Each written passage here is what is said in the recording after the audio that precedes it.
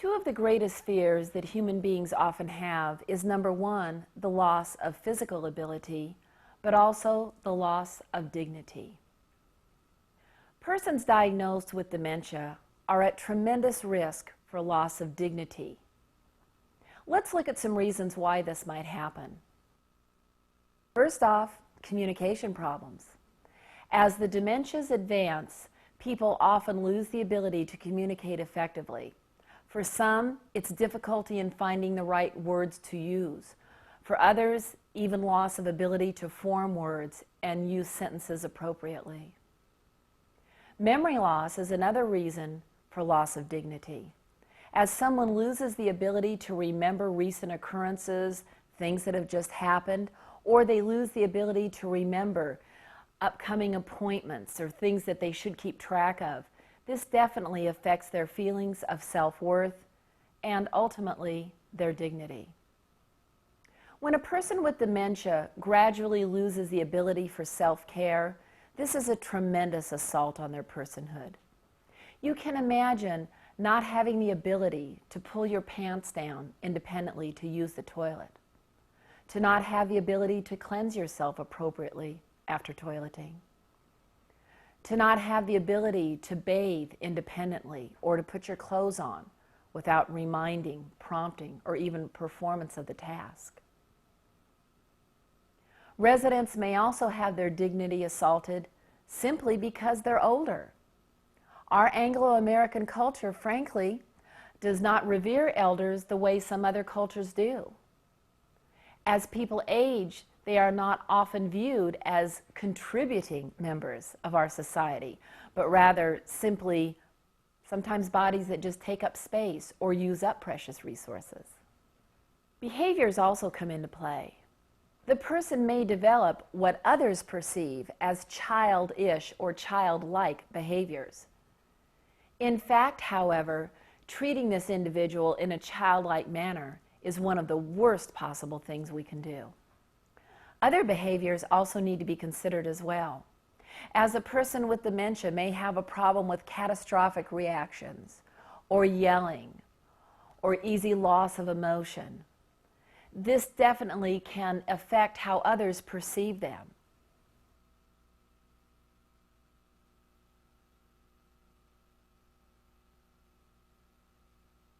The fact of the matter is, we need to look at what happens when a resident senses a loss of dignity or self-worth.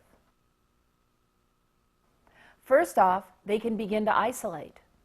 Rather than want to socialize with others as they once did, they start isolating. They don't want to go out of their room. They don't want to participate in activities they once enjoyed because they feel somehow perhaps they're not keeping up with others. They feel maybe out of place. The resident living in your assisted living community has already experienced a number of losses.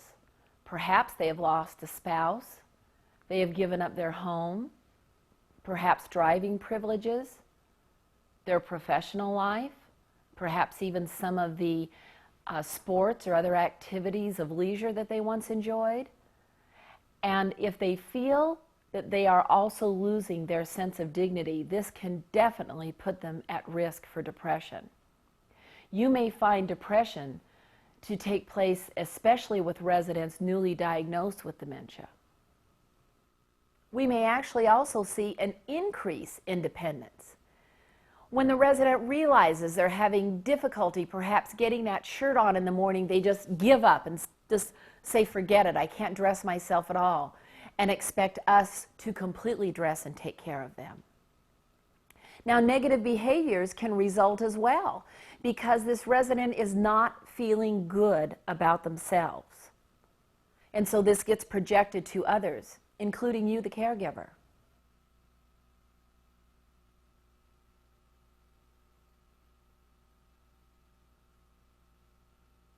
So it's important as professional caregivers that we really examine what can we do to protect the dignity of our residents? What can we do to promote self-worth? What can we do to help promote a sense of normalization with our resident care? People have to realize that not everybody is the same. Just because they're elderly it wouldn't be proper to disrespect them and not take into consideration the things that they live through in life, and that they're individuals, they have their own way of doing things and things they prefer their way, and it's not that hard to give them their own preferences instead of making it a ritual or just everybody's got to do the same thing. Just taking the time to be on their level. Protecting resident dignity is a part of everyday life within our community, but something we want to pay particular attention to when a resident has been diagnosed newly with dementia, as well as the person with advancing dementias. We're going to begin with the important concept that we know our resident. We know their names, we pronounce their names appropriately, we know the name they like to be called within our community. Something as simple as calling the resident by their appropriate name really is a very important part of maintaining their dignity. We want to see each resident as the individual that they are. It's also important that you develop a genuine sense of respect for your resident.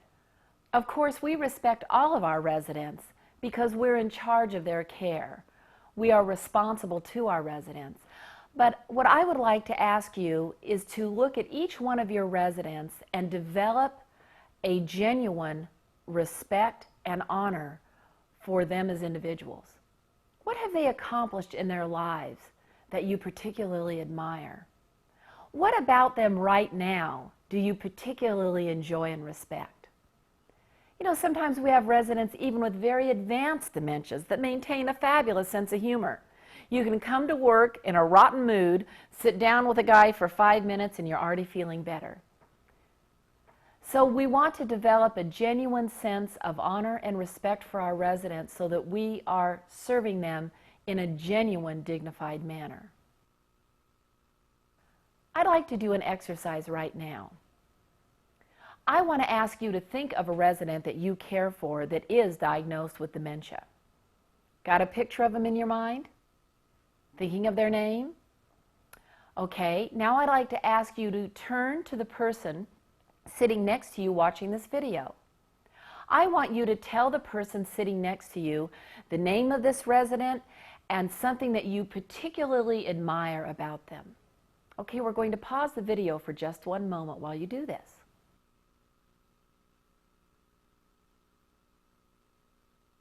Did you have fun talking with each other about your residents? It's important that we look at our residents as individual human beings. Here are things you will definitely want to know about your resident. Where were they born? Where did they grow up? What kind of leisure activities did they enjoy? Did they work outside of the home? If so, what was their profession? How long did they work? Where did they work? Are there any particular accomplishments in their life that they're proud of? What about family? Do they have children?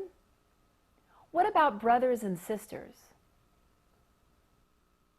How about pets?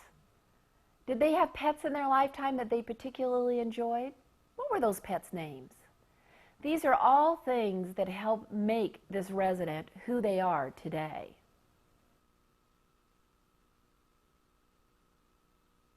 As you work with your residents, I would like you to think about promoting success.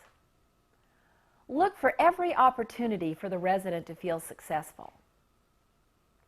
One community had a resident fold socks every single morning. Every single morning they brought the big box of socks out and the resident would sit and match and fold each sock.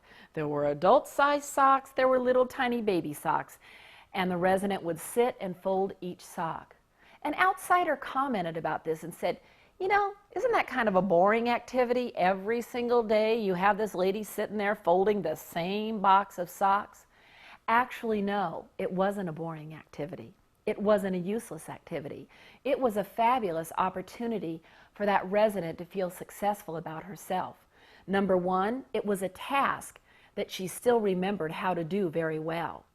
Secondly, it gave her a sense of accomplishment. She got that whole big box of socks all folded.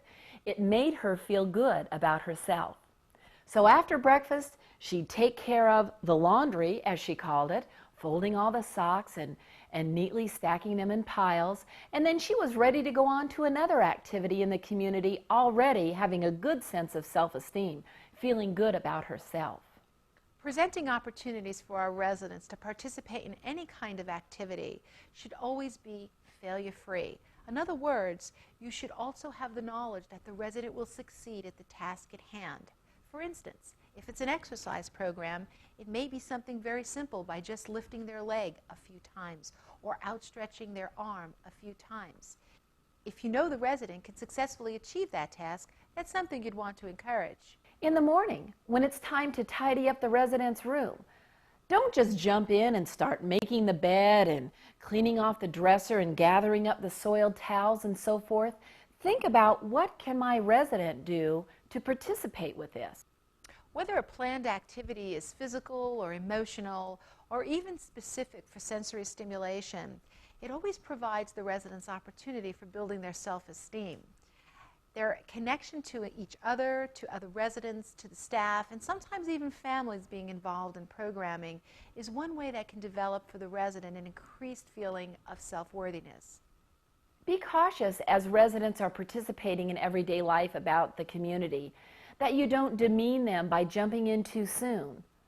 If a resident struggles momentarily, that's okay, because they might still be able to do the activity. Now, we're not going to push them to the point of frustration, no, but allow them a moment or two to try and complete the activity successfully before you reach your hand in there to provide assistance. Well, if they talk too fast to her, it's like she can't comprehend. It takes her longer to process stuff. So if they slow down for her and give her a chance to talk, it's much easier on her. And she will communicate. But if you push and go too fast, she just kind of shuts down. We've just talked about the fact that it's important to promote success with our residents. It's also important that we as caregivers think of ways that we can help our residents have a sense of accomplishment. Think about this generation that we're caring for. For this generation, there was a very strong work ethic.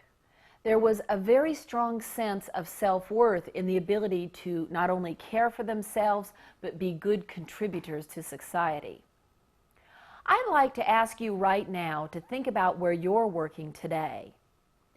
What could you do with your residents within your own community to help them have a sense of accomplishment, to feel as though they really got the job done with an activity? We're going to pause the video for a moment or two for you to jot some ideas down. Did you come up with some good ideas? Here are some that I had. How about allowing a resident to dry dishes that are safe for them to handle? Sweeping the patio or sweeping the floor. Helping fold laundry. Watering some plants outdoors. Wiping down the tables after a meal. Having the residents help participate in food preparation, whether it's snapping peas or perhaps ladling cookie dough out onto a cookie sheet. If your resident is still capable of reading, they can read a story or read a short poem to other residents even. If you have a community pet, giving water or food to the dog, brushing the dog or brushing the cat also promotes a sense of accomplishment. Remember to thank your residents. Remember to point out when they have successfully accomplished something. Even when accomplishments perhaps don't achieve the standards that you and I might hold for ourselves for that task, we can still help the resident feel what they've done. Perhaps the area with the greatest vulnerability for an assault on residents' dignity is during the provision of personal care. But you know, there's a lot that you and I can do when providing personal care to maintain the resident's dignity. First and foremost, let's allow as much choice as possible. Now, for some residents, making them choose a time of day for a bath and that is overwhelming, but we can still offer little choices to the resident. Whenever performing personal care, privacy is a very significant issue. When residents share a room, it's critically important that we are monitoring for privacy. You can have one resident step outside of the room while you're performing personal care, or remove the resident to a bathroom or other area when providing personal care. Make sure the resident is covered at all times. Frankly, it's easier to remove all their clothing and then simply get rid of those dirty clothes and put on all clean clothes, but that is not normally how you and I would dress, and that's probably not the way the resident would like to be dressed as well. So we want to make sure that we have all of the clean clothing in that stacked at hand, ready for us to put on the resident or ready to assist the resident to dress, so that we are maintaining privacy. Again, allow the resident to do as much self-care as possible. Maybe you need to fold the washcloth on their hand and load the soap onto it, but the resident still has the ability to clean themselves. Allowing them to have the confidence that comes from performing your own self-care is a real gift we can give our residents. When a resident is unsuccessful in performing an activity of daily living or caring for themselves, don't make a big deal out of it.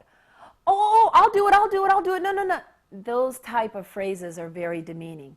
Simply quietly and without a big deal, just assist the resident with whatever help they'll need.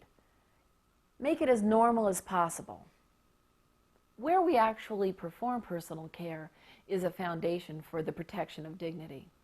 There's a common time-saving technique that you will see in assisted living communities from time to time, and that is when a resident awakens in the morning, to escort them to the toilet, pull their pajama bottoms down, and assist them onto the toilet.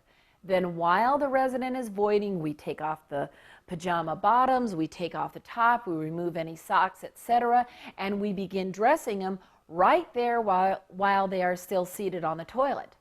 Now, admittedly, this is efficient from a time-saving perspective, but is it an assault on the resident's dignity? I think so. Think for just a moment. How would you feel having to urinate while someone is dressing you? I don't think any of us would like that very much.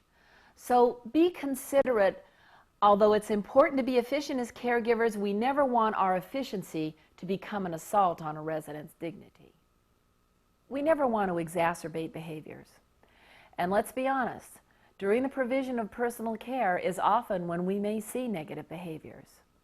If a resident is simply not ready to get dressed, not in the mood for a bath, we want to be cognizant of their desires. It may be better to just walk away, allow the resident to do their own thing, and return 15-20 minutes later and see if they're ready for the shower then. Now, I'm aware some residents are never ready for a shower, and it's always going to be a coaxing contest to encourage them to shower appropriately. But always be willing to compromise. Be willing to work with the resident so that we don't assault their dignity by actually causing negative behaviors simply because we're being too forceful.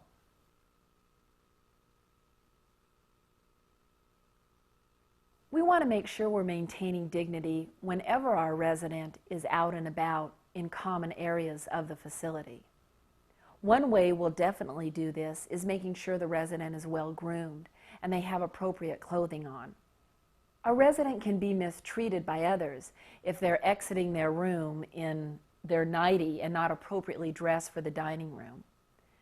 Making sure that their incontinent briefs are changed and they smell good and look good is very important.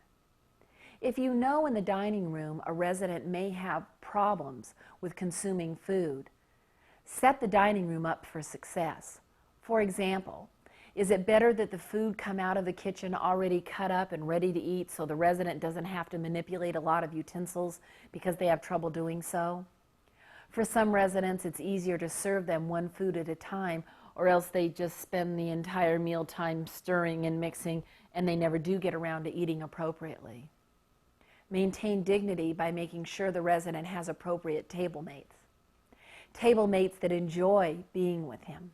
Table mates that enjoy his company.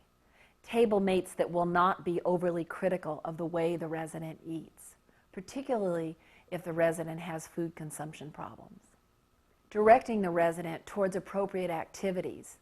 Help the resident maintain their social skills by demonstrating good social skills yourself. If you see a resident wandering off doing something inappropriately, gently redirect them back to the activity that's taking place within the community at that time.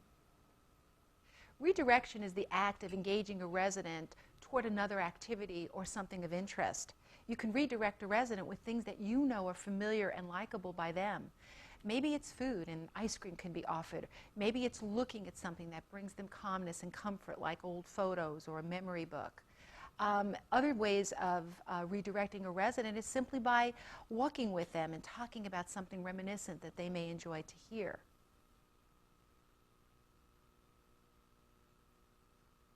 We want our residents to feel good when they go on outings, especially if they're going somewhere with their family or family is coming to visit. There's several things we can do to help the resident feel good about himself, but also help the families maintain their sense of dignity towards their loved one. First off, educate family members. Not everyone understands dementia. Not everyone understands the behaviors associated with dementia.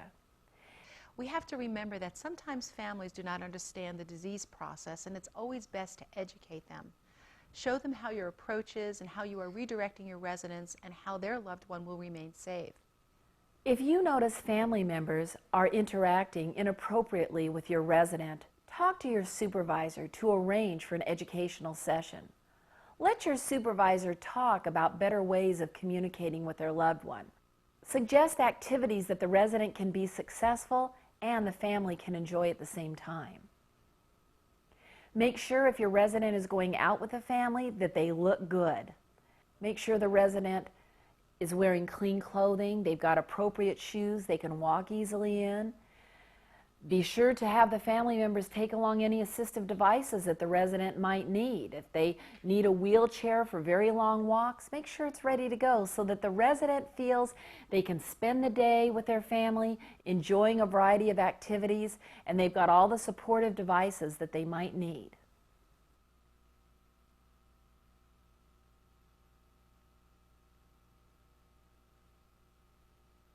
Let's talk about some of the communication errors that we might make as caregivers that could affect our residents' dignity. The first is never talk about a resident in front of them as though they're not even there. Include them in the conversation. If it's something that you feel the resident shouldn't be included in, then wait and go to a private area to discuss the matter. Oftentimes, family members and other visitors may talk about a resident in the third person. Have you ever walked up to a group of people to find one or two or more people talking about you? Do you remember how uncomfortable you felt?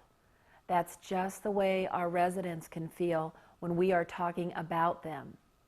Even though they might not have the verbal skills to express how they feel, they may have that sense of being uncomfortable. Do not speak to your resident using childlike words or a childlike tone of voice.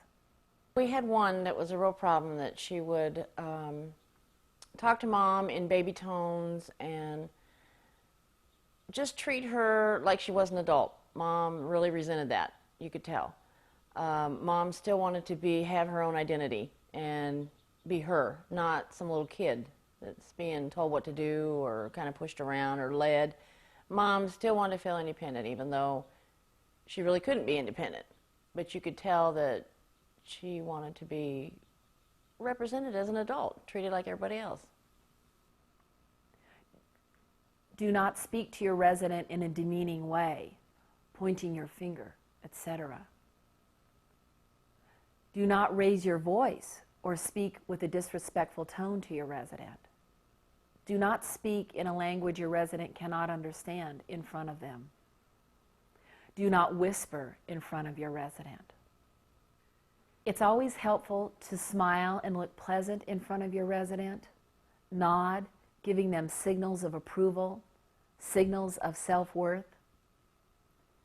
Give positive feedback to your resident whenever possible.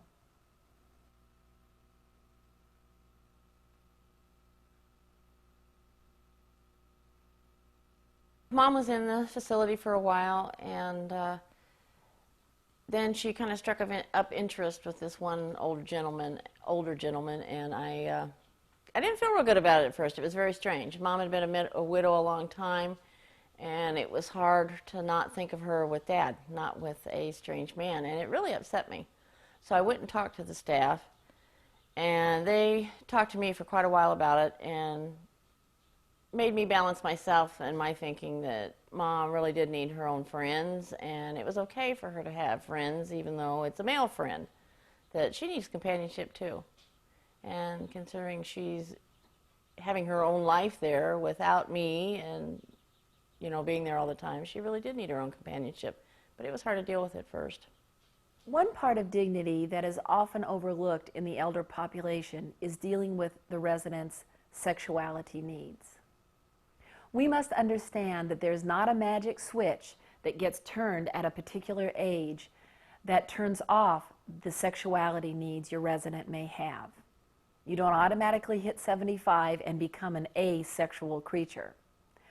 So identifying the fact that your residents will have sexual needs is a beginning foundation of assisting them appropriately. The need to express affection or receive affection does not stop just because a resident is diagnosed with dementia. There are healthy ways a caregiver can interact with a resident which will provide them the stimulation they need to feel loved and wanted, and also to feel that they belong to that community. Your resident has the right to choose relationships. Your resident has the right to express their sexuality. Now, consent is always a major concern when we are caring for persons with dementia. While residents have the right to form relationships and form bonds and friendships, we always want to make sure that when discussing sexuality that we are dealing with two consenting individuals. There are now methods of evaluating the ability to give consent. So consult with your supervisor if you are concerned whether or not a relationship is truly consensual. If you see a resident thwarting off attention from another individual, if you see a resident doing any physical gestures, or if you see a resident giving any signs that they are not willingly and voluntarily participating in a relationship, you absolutely want to notify your supervisor immediately so that corrective action can take place. Follow your facility protocol at all times.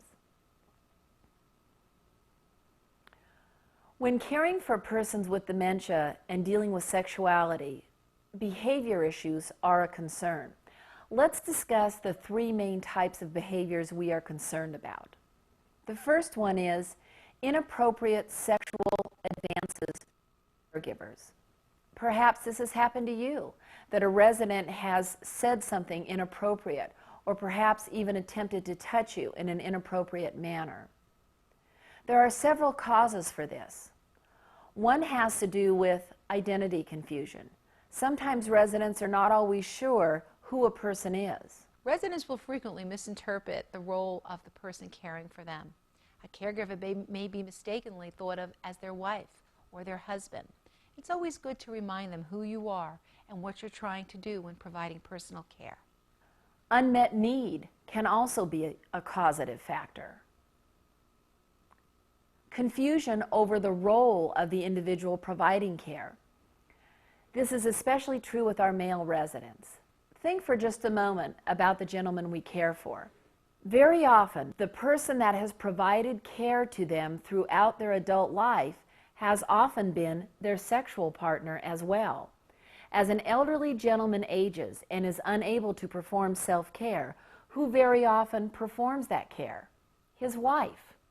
So it is easy for someone with dementia to associate caregiving with the same person that they have intimate relations with. So oftentimes there can be areas of confusion for the resident. Something positive you can do is when you're going to provide personal care, number one, watch your body position. Never stand directly in front of a resident where they can easily reach up and grab. Stand off to the side or slightly in back of the resident when, for example, bathing the resident. So rather than bathing them right in front, I will stand off to the back to the side and reach over their chest this way to bathe the front of them. Remind the resident who you are and what your role is. When you first come up to the resident, identify yourself. Good morning, Mr. Smith. It's Sandy.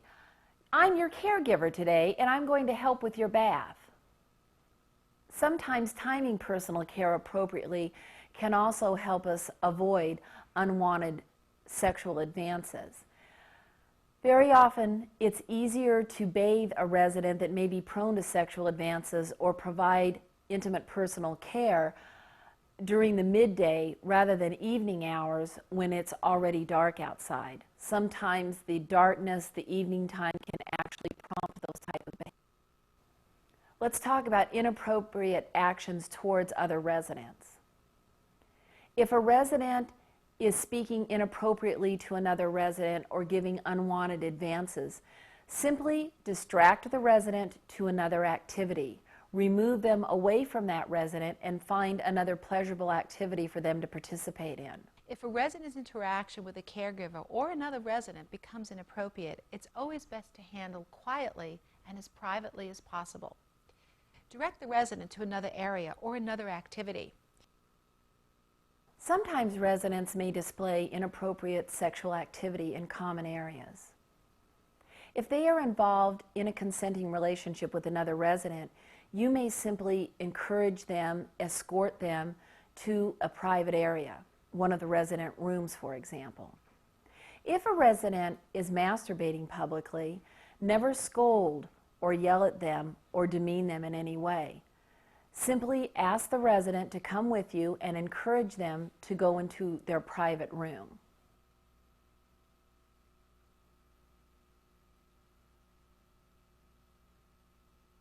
Honor your resident by maintaining appropriate confidentiality. We definitely do not treat a resident in a dignified manner if we are sharing things with others that should be held in confidence. This is particularly true related to the medical conditions, behaviors, and medications that a resident with dementia may have. Although the resident may be unaware you're talking about their medical issues to others, it is still definitely an assault on their dignity. Remember the fundamental concepts that the resident's medical record, their condition, is all held in the strictest of confidence. We would never talk about these conditions with unauthorized individuals. You would never talk about one resident's medical condition with another resident's family member. Even caregiver to caregiver, not everyone needs to know the condition of every single resident. If you're unsure if you should discuss something about a resident with someone, always consult with your supervisor and follow your facility protocol.